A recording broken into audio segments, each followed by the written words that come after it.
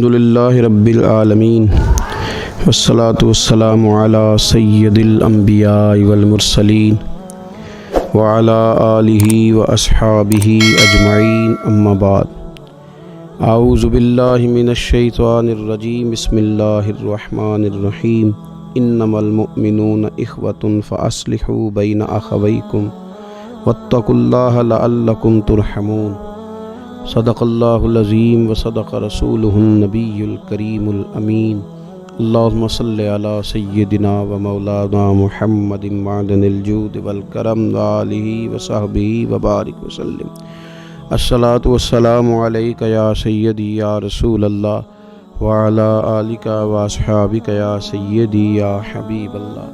حمد و صلاۃ کے بعد اللہ تعالیٰ نے انسانوں کو جیتا جاگتا ہنستا بولتا مسکراتا وجود دے کے دنیا کے اندر بھیجا ہے۔ انسانوں کو اللہ تعالیٰ نے سوچنے کی، سمجھنے کی، بولنے کی، ما فی الضمیر بیان کرنے کی صلاحیتیں عطا کی۔ انسان اپنا اپنا مزاج رکھتے ہیں، اپنی اپنی سوچ رکھتے ہیں، سوچنے اور سمجھنے کے الگ الگ زاویے رکھتے ہیں۔ ذہنوں کو قید نہیں کیا جا سکتا، جسموں پر پابندی لگائی جا سکتی ہے، سوچوں اور فکروں پر نہیں لگائی جا سکتی۔ ہوتا یہ ہے کہ بعض اوقات سوچیں مختلف ہو جاتی ہیں۔ جب سوچیں مختلف ہو جاتی ہیں کسی ایک معاملے میں، یہ ضروری نہیں کہ لوگ ظالمی ہو تو سوچیں مختلف ہوتی ہیں، کئی دفعہ اخلاص پر مبنی سوچیں بھی مختلف ہو جاتی ہیں۔ لوگ مخلص ہی ہوتے ہیں، لیکن ایک کا زاویہ نگاہ یہ ہوتا ہے کہ اس کام کو اس طرح کر لیا جائے، اور دوسرے کا خیال ہوتا ہے کہ اس طرح کر لیا جائے۔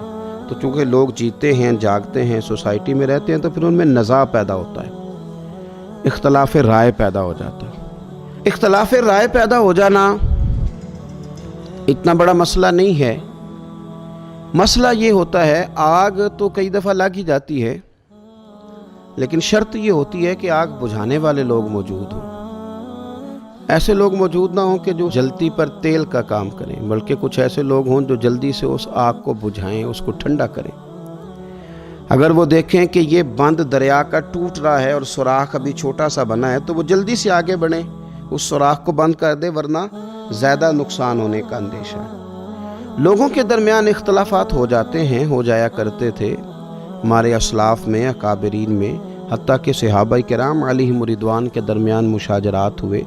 کرنے کا کام یہ ہے کہ آج ہم کیا کریں، اگر ہم دیکھیں کہ دو لوگوں میں، دو مسلمانوں میں کسی جگہ اختلافات ہو گئے ہیں، تو آگے بڑھیں اور ہم اپنا کردار ادا کر کے دو لوگوں کو قریب کرنے کی کوشش کریں۔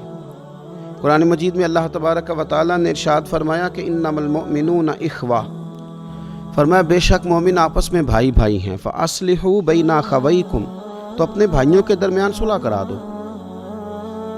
اگر کبھی ان میں ناراضگی ہو جائے، چونکہ ہیں بھائی، قرآن مجید کا اسلوب بیان دیکھیے، رب کریم کا انداز کریمانہ، فرمایا بھائی ہیں بھائی، مسلمان بھائی ہیں۔ اگر کبھی اختلاف ہو جائے تو فاصلحوا بین اخویکم، اپنے بھائیوں میں صلح کرا دو۔ واتقوا اللہ، اللہ سے ڈرو، لعلکم ترحمون، تاکہ تم پہ رحم کیا جائے۔ ڈر کے صلح کرانا، اللہ سے ڈر کے صلح کرانا، اور تم بھائیوں میں صلح کراؤ گے تو رب تمہارے اوپر رحمت نازل فرمائے گا، یہ اعزاز ملے گا۔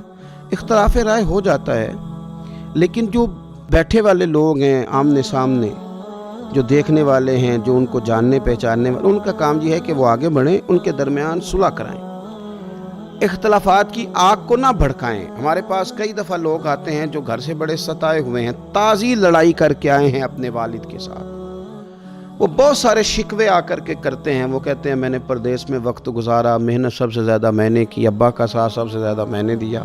اب چونکہ تازی ناراضگی ہوئی ہے نا، تو ساتھ ساتھ وہ سارے شکوے آج سے 5 سال پہلے جو ابا نے ان کو سخت لفظ کہا تھا، وہ بھی وہ یاد کر کے آئے ہیں۔ ابھی لڑائی ہوئی ہے نا، اب وہ ہمارے سامنے آگ کا لاوا پورا تپ رہا ہے۔ اب 2 کام ہیں ہمارے ذمے، یہاں تو ہم یہ کہہ دیں کہ تیرا ابا تو ہے اسی طرح کا، مجھے تو بہت پرانا پتہ ہے، لیکن میں تو اس لیے نہیں کہتا تھا کہ تمہارے گھر میں لڑائی نہ ہو۔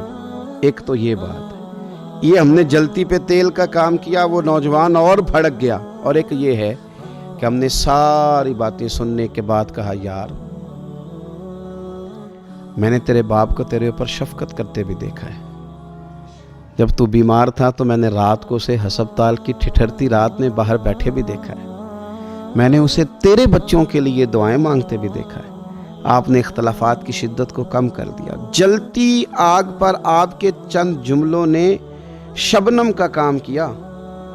وہ ٹھنڈا کر دیا اپنے ماحول کو. بھائی آیا ہمارے پاس سنانے کہ میرا بھائی بڑا ہی ظالم ہے, بڑا ہی صفاق ہے. اب ایک تو یہ تھا کہ ہم نے کہا یار وہ تو سب کے ساتھ ہی ایسا ہے, بڑا بد اخلاق, اور ایک یہ ہے کہ ہم نے اسے کہا یار بھائی بھائی ہوتے ہیں. تو نے صفاقی دیکھی ہے, وہ دن نہیں دیکھا جب کسی شخص نے ذرا سا تجھے تکلیف دی اور تیرا بھائی آپے سے باہر ہو گیا تھا. اس نے کہا تھا کہ تو نے میرے بھائی کا کچھ کہا ہے. وہ دن جب ہم نے اسے یاد کرا دیا تو اب اس کے اندر وہ جو اختلاف کی شدت تھی اور وہ نفرت کا لاوا, یکدم محبت کی ہوا کا جھونکا آیا, اس نے اسے ٹھنڈا کر دیا. میاں بیوی کے درمیان اختلافات ہو جاتے ہیں, کچھ لوگ اس میں بڑھوتری پیدا کرتے ہیں, وہ اس طرح کا ماحول بناتے ہیں کہ وہ آگ اور زیادہ بھڑک اٹھتی ہے.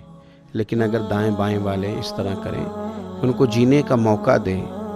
اگر بیٹی کے گھر والے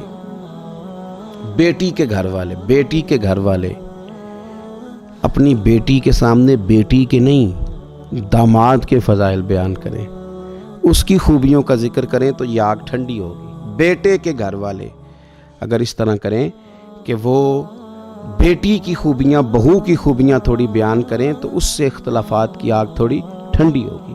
آپ یہ دیکھیے نبی پاک صلی اللہ تعالیٰ علیہ وآلہ وسلم نے ارشاد فرمایا, کیا میں تمہیں وہ عمل نہ بتاؤں جو تمہیں نماز اور روزے سے زیادہ درجہ عطا کرے گا, جو تمہیں نفلی روزہ رکھنے سے, نفل پڑھنے سے زیادہ درجہ تمہیں دے دے گا, جو تمہیں صدقات اور خیرات سے زیادہ درجہ دے, وہ عمل نہ بتاؤں؟ یا رسول اللہ بتائیے. تو فرمایا 2 روٹھے ہوئے لوگوں میں صلح کرا دو, اللہ تعالیٰ تمہیں ان اعمال سے زیادہ اجر عطا فرما دے گا. لوگوں کے درمیان صلح کراؤ, لوگوں کو ایک دوسرے کے قریب کرو. ہمارے ہاں مسلمانوں میں صحیح العقیدہ لوگوں کے اندر تقسیم در تقسیم ہو گئی. جب لوگ ٹوٹے تو شاید کوئی ایسا نہ ملا جو جوڑ دے, شاید کوئی ایسا نہ ملا جو انہیں قریب کر دے. اوس اور خزرج کی لڑائیاں حضور علیہ السلام کی تشریف آوری سے پہلے زوروں پہ تھیں, لیکن کریم کے کرم کی برکھا برسی تو حضور نے انہیں بھائی بھائی بنا دیا. لوگ پسند نہیں کرتے, کچھ لوگ ایسے ہوتے ہیں جو لڑاؤ اور حکومت کرو کی پالیسی پہ عمل کرتے ہیں, پسند نہیں کرتے اکٹھے بیٹھنا. اوس اور خزرج ایک دن اکٹھے بیٹھے تھے مدینہ منورہ میں, اور یہ سالوں سے صدیوں سے لڑنے والے قبیلے محبت کی باتیں کر رہے تھے. ایک بوڑھا یہودی وہاں سے گزرا, اس نے پھر وہی بات چھیڑ دی, اس نے تمہارے دادا کے ساتھ یہ کیا تھا, اس نے تمہارے پردادا کے ساتھ یہ کیا تھا, اس نے فلاں موقع پہ یہ کیا تھا. وہ پھر شدت آئی. وہ جاہلیت میں جو ایک دوسرے کے خلاف اشعار پڑا جاتے تھے وہ بھی دوبارہ سے لوگوں کے ذہنوں میں آئے. باتیں بڑی, تلواریں نکلیں. آگ لگانے والے اپنا کام کرتے ہیں, پر یہ کیا اندھیر نگری ہے کہ آگ لگانے والے تو آگ لگا رہے ہیں, آگ بجھانے والے کہاں سو گئے؟ وہ لوگ جن کو زندہ رہنا تھا, جاگتے رہنا تھا, ڈیوٹی کرنا تھی, آگ بجھانی تھی, وہ کدھر گئے؟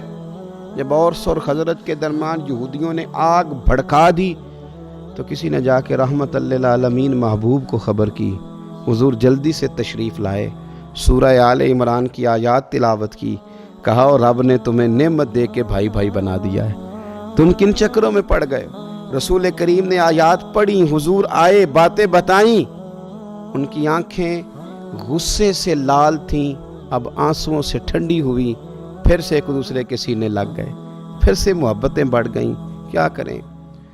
آگ لگانے والے جاگ رہے ہیں, تیل ڈال رہے ہیں, تباہیاں کر رہے ہیں, امت کا شرازہ بکھیر رہے ہیں. اللہ کرے کہ آگ بجھانے والوں کو کوئی چست کر دے, کوئی آگ بجھانے والوں کو کھڑا کرے, انہیں کو بتائے کہ بڑی فصلیں جل گئیں, کئی نسلوں کا نقصان ہو گیا, بڑی ساری تباہیاں اتر گئیں.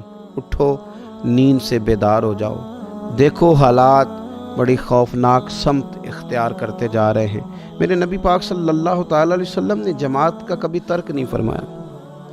حضور جماعت کے ساتھ نماز پڑھنے کو ہمیشہ پسند کرتے, حتیٰ کہ جنگ کے